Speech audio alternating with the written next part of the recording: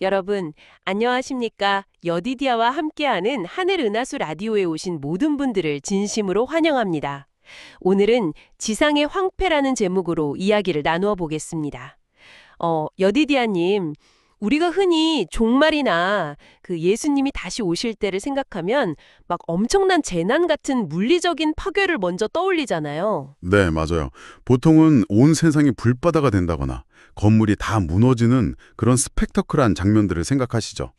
하지만 오늘 살펴볼 내용들을 보면 진짜 공포는 파괴 그 자체가 아니라 그 이후에 남겨지는 철저한 공허함에 초점이 맞춰져 있습니다. 아, 철저한 공허함이요. 은혜의 시기 동안 오직 부나 명예 같은 것들만 쫓던 사람들 있잖아요. 또 진리를 저버린 거짓 목자들도 그렇고요. 이 사람들이 맞이할 최후를 보니까 정말 참혹하더라고요. 단순히 목숨을 잃어서 절망하는 게 아닌 것 같았어요. 아주 예리하게 보셨습니다. 그들은 진심으로 자기 죄를 뉘우쳐서 슬퍼하는 게 절대 아닙니다. 그러니까 자신이 평생을 바쳐서 모은 재물이나 권력, 명예 같은 것들이 단 한순간에 아무짝에도 쓸모없는 휴지 조각이 되어버렸다는 사실 때문이죠. 그 극도의 상실감에 절망하는 겁니다. 와, 듣고 보니까 평생 공들여 쌓은 화려한 모래성이 거대한 파도 한 번에 흔적도 없이 휩쓸려 가는 것과 같네요. 네, 정말 딱 맞는 비유입니다. 재림 직후에 이 지구는 전례 없는 지진과 재난으로 완전히 뒤집히게 되거든요. 그냥 건물이 무너지는 수준이 아니라 지표면 전체가 완전히 갈아엎어지는 거죠. 아, 지표면 전체가요. 네, 그렇습니다. 악인들은 그 영광의 빛에 진멸되고 의인들은 구원받아 하늘로 올라가게 됩니다. 결과적으로 이 땅에는 거민이 단 한 명도 남지 않은 그야말로 텅 빈 황무지가 되는 겁니다. 그렇다면 아무도 없는 이 파괴된 지구에 남겨지는 존재가 있나요? 네, 딱 하나 남겨주는 존재가 있습니다. 바로 사단입니다. 이 부분이 신학적으로 아주 중요한데요. 구약 성경의 대속죄일 의식에 나오는 아사셀 염소를 혹시 아시나요? 아, 네, 알죠. 이스라엘 백성들의 모든 죄를 다 뒤집어쓰고 아무도 없는 광야로 쫓겨나는 그 염소 말씀하시는 거죠? 정확합니다. 바로 그 아사셀 염소가 사단을 표상하는 거거든요. 사단은 자신이 시작한 반역, 그리고 사람들을 유혹해서 짓게 만든 그 모든 악의 책임을 최종적으로 짊어지게 됩니다. 그리고 폐허가 된 이 흑암의 무적행, 즉 황폐해진 지구에 1000년 동안 유폐되는 거죠. 잠깐만요, 여디디아님. 사단이 이 텅 빈 지구에 1000년이나 갇혀 있는다는 건 사단 입장에서는 자기가 유혹하고 괴롭힐 대상이 진짜 단 한 명도 남아있지 않다는 뜻이잖아요. 그렇죠.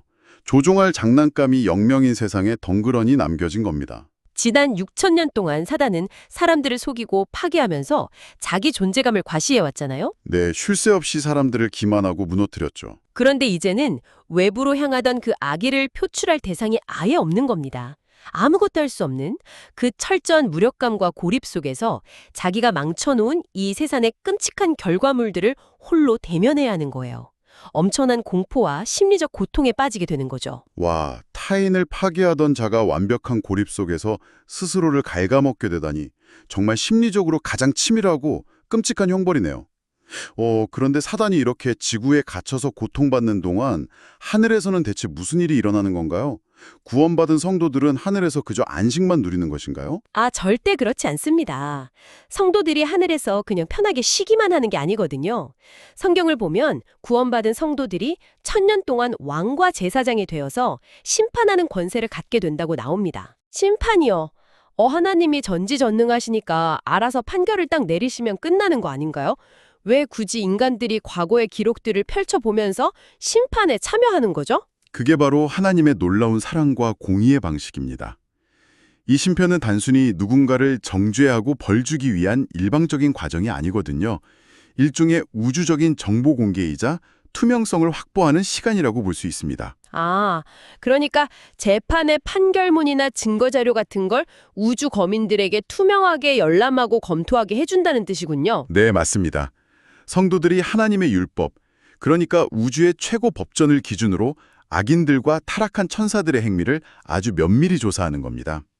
하나님이 왜 이런 판결을 내리실 수밖에 없었는지, 그 형벌에 대해 온 우주가 납득하고 동의하는 아주 중대한 절차를 밟는 거죠. 와, 하나님의 절대적인 공의조차도 이렇게 투명하게 납득하는 과정을 거친다는 게 참 인상 깊습니다. 이 거대한 천년의 파노라마가 오늘 당장 청취자 여러분의 삶에 던지는 의미가 정말 클 것 같아요. 세상 사람들이 그토록 목숨 거는 부와 인기, 거짓 평화는 결국 한순간에 먼지가 되어 사라집니다. 영원히 변치 않는 진리이신 하나님의 율법과 사랑 안에 거하는 것만이 우리가 선택해야 할 유일한 생명길입니다. 아, 정말 마음 깊이 와닿는 말씀입니다. 지금 여러분이 가장 많은 시간과 에너지를 투자하며 쌓고 있는 그 공든탑은 과연 그 텅 빈 황무지에서도 가치를 발휘할 수 있는 것인지 한 번쯤 질문해 보게 되네요. 영원한 진리 안에 거하시기를 간절히 바라면서 오늘의 탐구를 마칩니다. 여러분, 오늘의 하늘르나스 라디오 어떠셨나요?